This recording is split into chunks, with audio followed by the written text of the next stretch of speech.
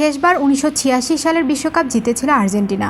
৩৬ বছরের অপেক্ষা, সেই অপেক্ষার প্রহর পেরিয়ে চরম নাটকীয়তার এক ফাইনাল শেষে টাইব্রেকারে ৪-২ গোলে ফ্রান্সকে হারিয়ে নিজেদের তৃতীয় বিশ্বকাপ শিরোপা জিতল আর্জেন্টিনা। আর্জেন্টিনার বিশ্বকাপ জয়ের ইতিহাস এবং বিশ্বকাপ আসরে কোন খেলোয়াড় কী পুরস্কার পেল তা জানব কতেকুরির এ পর্বে। উরুগুয়েতে ১৯৩০ সালে প্রথম বিশ্বকাপ আয়োজিত হয়। সেবার আর্জেন্টিনাকে ৪-২ গোলে হারিয়ে ট্রফি জিতে নিজেদের ঘরে রেখে দেয় স্বাগতিকরা। সেই থেকে এই ফুটবল বিশ্বকাপের যাত্রা। সারা বিশ্বের ফুটবল প্রেমীরা অধীর আগ্রহে অপেক্ষায় থাকে ৪ বছর পরপর এই বিশ্ব আসর উপভোগ করার জন্য। আর্জেন্টিনা ফিফা বিশ্বকাপের ইতিহাসের অন্যতম দল, যারা এ পর্যন্ত ৩বার ১৯৭৮, ১৯৮৬ এবং ২০২২ বিশ্বকাপ জয়লাভ করেছে। কোপা আমেরিকা আর্জেন্টিনা অন্যতম সফল দল, যেখানে তারা ১৫টি শিরোপা জয়লাভ করেছে। এছাড়াও আর্জেন্টিনা ১৯৯২ সালে কিং ফাহাদ কাপ জয়লাভ করেছে। ১৯৮৬ সালের বিশ্বকাপ ছিল দিয়াগো ম্যারাডোনার জাদু, যার সুবাদে দ্বিতীয়বার বিশ্বকাপ শিরোপা ঘরে তুলেছিল আর্জেন্টিনা। এরপর আরেকটা শিরোপার জয় কেবল অপেক্ষা। অবশেষে ৩৬ বছরের সেই অপেক্ষার প্রহর কাটল লাতিন দেশটির। ২০০০ সালে প্রথম ও শেষবার লাতিন আমেরিকার টিম হিসেবে বিশ্বকাপ জিতেছিল ব্রাজিল। তারপর ইতালি, স্পেন, জার্মানি ও ফ্রান্স বিশ্বকাপ জিতেছে। ২০ বছর পর লাতিন আমেরিকার টিম হিসেবে বিশ্বকাপ জিতলেন আর্জেন্টিনা। এবার আরেক জাদুকরের ছোঁয়ায় বিশ্বকাপ পেল এই দেশটি। ১.৫ দশকের ক্যারিয়ারের মেসির একমাত্র অপ্রাপ্তি ঘুচল ১৮ই ডিসেম্বর কাতারের দোহায় লুসাই স্টেডিয়ামে। ক্যারিয়ারের শেষ বিশ্বকাপে অনেকটা ম্যারাডোনার মতো করে যিনি দলকে বিশ্বকাপ এনে দিলেন।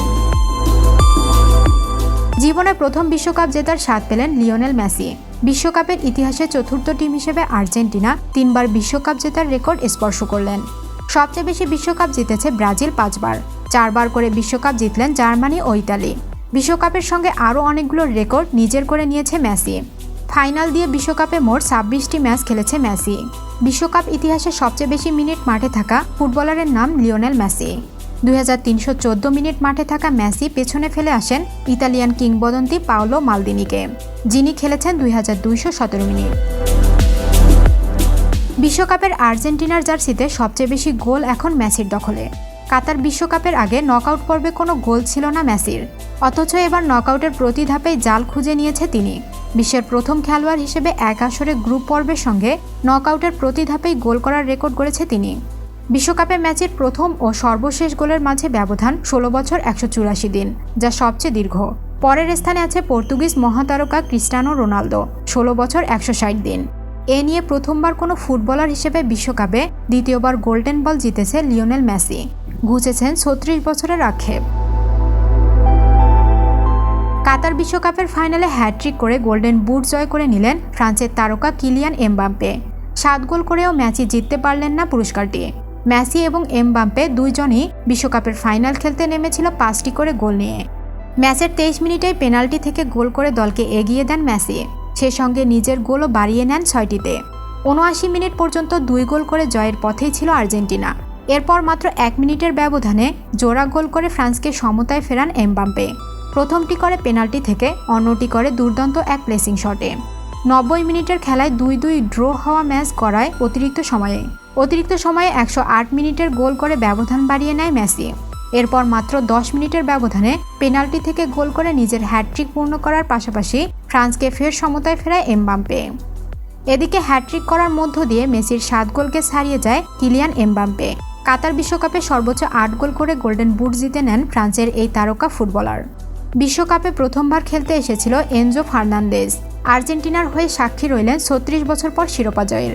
বিশ্বকাপে ৭ ম্যাচ খেলে করেছেন ১ গোল। তাতেই পুরস্কার হিসেবে পেলেন সেরা উদীয়মান ফুটবলারের খেতাব। তার হাতেই উঠেছে বিশ্বকাপের সিলভার বল।